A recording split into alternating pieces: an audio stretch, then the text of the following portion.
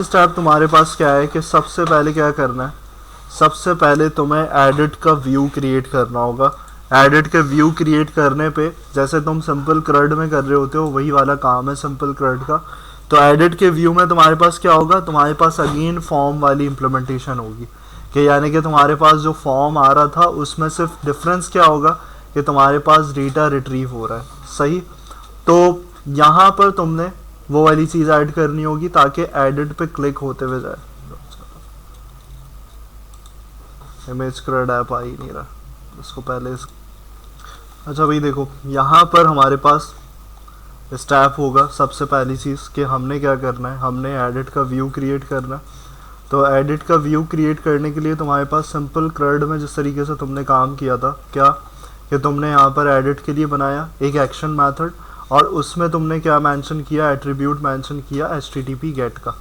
तो अब http gate का एट्रीब्यूट तुम्हारे पास तुम्हारा व्यू रिटर्न करने के लिए, ताकि हमारे पास ये जो एडिट का व्यू हमारे पास मौजूद है इसमें जो क्रिएशन हो रही है उससे तुम क्या कर रहे हो, उससे तुम ये कर रहे हो कि तुम्हारे पास जो हमारे फाइंड करेगा स्पेसिफिक एक एंटिटी को तो वो हमारे पास रिटर्न कर रहा होगा। अब ये चीज़ें हमने सारी समझी हुई हैं, तो हम क्या करते हैं, हम सिर्फ इसमें ये करना है कि भाई हम एसिंक्रोनस नहीं कर रहे हम, तो यहाँ पर इसको इस तरीके से सिर्फ हमें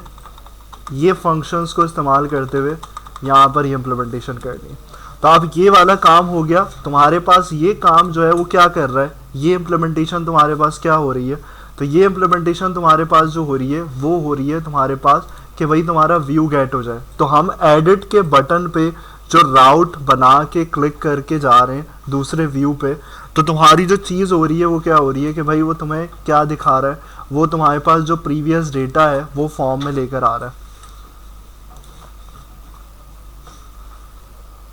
तो यहाँ पर ये रिकॉर्ड है, उसको तुमने क्या करना है, यहाँ पर जब एडिट पे क्लिक कर रहे हो तो एडिट पे यहाँ पर राउट जो हमारे फैच में बनता है, जो हमने क्रड में देखा है, उसी को क्या कर रहा है यहाँ पर शो कर रहा है। अब यहाँ पे कभी इमेज का मसला होता है, इमेज कहीं शो नहीं करेगा, कभी करेगा, तो ये जो इमेज शो कर रहा है वो किस तरीके से तुम्हारे पास आएगी, वो कैसे तुम्हें रखना होगा, तो उसको तुम्हें ये देखना है कि भाई यहाँ पर कैसे तुमने उसको फैच करवाना है। तो PHP में जिस तरीके से कॉन्सेप्ट है कि हम क्या करते हैं, हमारे पास देखो ये सारा काम तो वही है,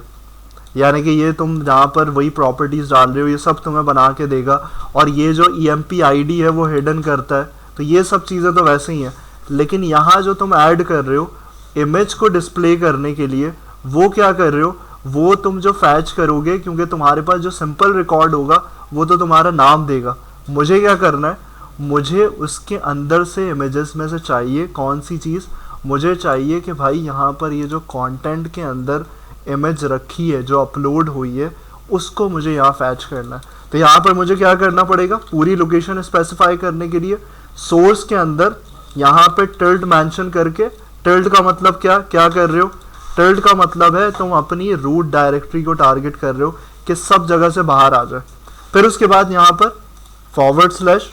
और फॉरवर्ड स्लैश का मतलब फिर उसके बाद क्या करोगे, अब बाहर आ गया तो अब तुमने क्या करना है, कंटेंट, फिर उसके बाद तुम्हारी इमेजेस, और फिर यहाँ इमेजेस हैं लेकिन हमें क्या करना है, हमें MVC का जो कॉन्सेप्ट है HTML डॉट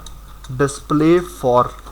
तो डिस्प्ले फॉर में हमारे पास क्या होगा, हम वो जो हमारे पास इमेज का नेम है उसको पास करेंगे। अब उसके लिए क्या हो सकती है, कोई भी लैम्डा एक्सप्रेशन बना सकते हो, डॉट, और यहाँ पे तुम्हारे पास मॉडल में नेम कहाँ पर है, तो नेम हमारे पास एक है EMP इमेज जो कि स्ट्रिंग सपोर्ट कर रहा है। तो ये वाली चीज़ जो तुम पास करोगे ये तुम्हारे पास क्या होगी कि भाई प्रॉपर डायरेक्टरी में से तुम्हारी इमेज को रिट्रीव करके उसको क्या करेगा,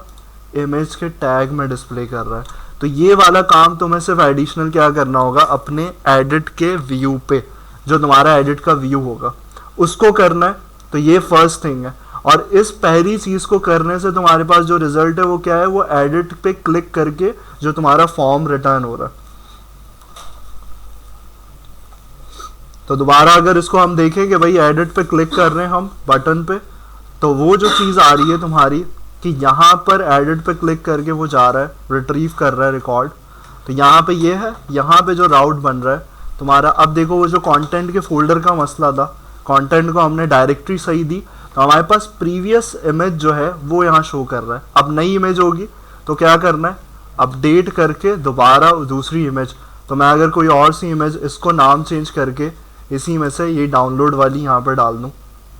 और डेटा अपडेट कर दें, तो वो फिर काम क्या होगा, वो डेटा अपडेशन का काम होगा। तो यहाँ फाइल ऐड करने का, अब देखो ये व्यू वाला देख लिया, ये व्यू किस तरीके से बन रहा है, तुम्हारा व्यू बन रहा है कंट्रोलर की किस लॉजिक से,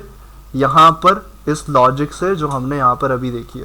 कौन सी, यहाँ पे नीचे आएंगे एडिट पे, तो ये तुम्हारे पास जो रिटर्न हो रहा है HTTP गेट पे, तो वो हमारा आउटपुट क्या है, हमारा आउटपुट है कि भाई डेटाबेस से प्राइमरी की के थ्रू एक स्पेसिफिक रिकॉर्ड रिट्रीव कर रहा है यहाँ पे फाइंड के लिंक यू मेथड से, ये जो हमारा लिंक यू मेथड है। अब तुम्हारे पास नेक्स्ट चीज़ क्या है, यहाँ पर नेक्स्ट चीज़ यही है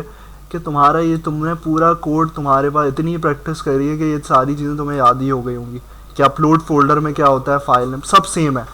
लॉजिक डिफरेंस क्या है, लॉजिक डिफरेंस ये है कि तुमने अगेन यहाँ पे क्या करना है, अगेन वही वाली इम्प्लीमेंटेशन करनी है। कौन सी, रिट्रीव करने वाली स्पेसिफिक। क्यों करनी है, उसकी वजह है, अगर पिछले उसमें याद करो क्रड में, तो ये इम्प्लीमेंटेशन क्रड में तुम्हारे पास यहाँ पर इस तरीके से थी, तो अब यहाँ क्यों कर रहे हो, उसकी रीज़न ये है कि जब तुम यहाँ नीचे आओगे तो एक डिफरेंस नज़र आएगा तुम्हें यहाँ पे। इसको अगर मैच करें हम किससे, इसको हम करें ऐड से, तो यहाँ देखो क्या था,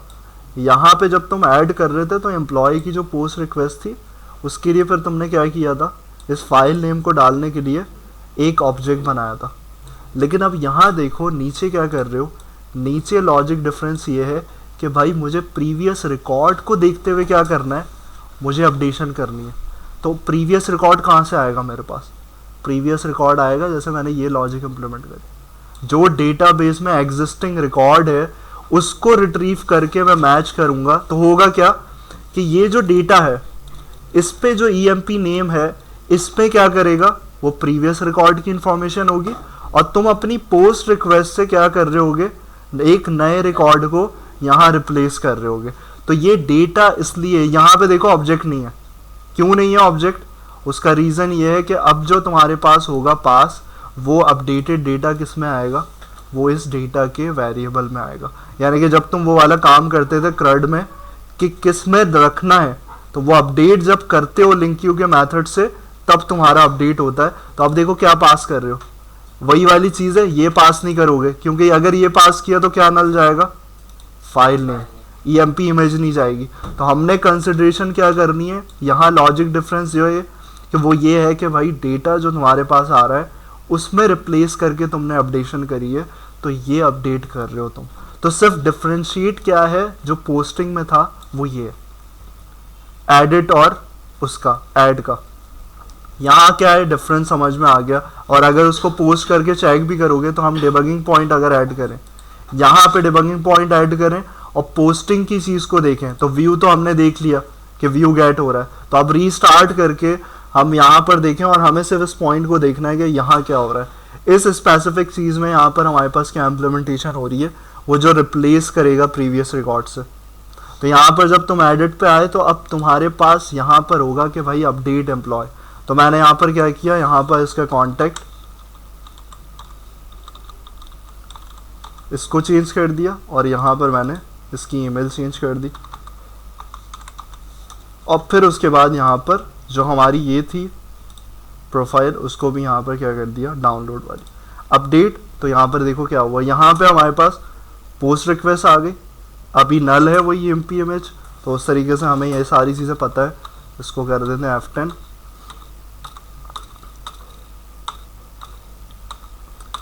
यहाँ पे जो आके तुम देखोगे तो यहाँ पे तुम्हारे पास कौन सा रिकॉर्ड आएगा, तुम्हारी पोस्ट रिक्वेस्ट का, और यहाँ तुम्हारे पास क्या शो करेगा, यहाँ पर तुम्हारे पास फैच किया हुआ एग्जिस्टिंग रिकॉर्ड। तो यहाँ पर देखो, यहाँ पर ईमेल है तुम्हारे पास 456 और तुम्हारी एग्जिस्टिंग रिकॉर्ड जो है वो क्या है, एग्जिस्टिंग कॉलम 1 2 3 था। उसके बाद कॉन्टैक्ट, यहाँ पर तुम्हारे पास क्या है, कॉन्टैक्ट ये आ रहा है, और यहाँ तुम क्या कर रहे हो, यहाँ पे कंटेंट पुराना एग्जिस्टिंग, और यहाँ फाइल नेम तुम्हारे पास download.jpg, और यहाँ तुम्हारे पास जो रखी हुई फाइल थी वो कौन सी डेटाबेस के अंदर थी, स्क्रीनशॉट .png। तो आप यहाँ पे F10 करोगे,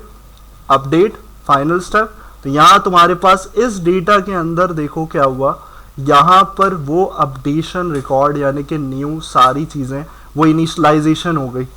इसको उठा के रिप्लेस कर दिया इस पे। तो अब यहाँ पे F10 सेव चेंजेस, उसके बाद रीडायरेक्शन होगी लास्ट स्टेप, और यहाँ पर आकर इस पे आ जाएगा तुम्हारे इस व्यू पे। तो यहाँ पर जो फाइल्स चेंजेस थी, अपडेशन थी, तो वो इस तरीके से तुम्हारे पास हो रही है एडिट की इम्प्लीमेंटेशन के। हमारे पास पूरा एडिट का काम इस तरीके से प्रॉपर्ली हो रहा है। सही, तो ये तुमने करना होगा कि सबसे पहले व्यू बनाओगे उसके लिए, और फिर उसके बाद तुमने क्या करना है, उसको पोस्टिंग वाली इम्प्लीमेंटेशन करो उसको ज़रा।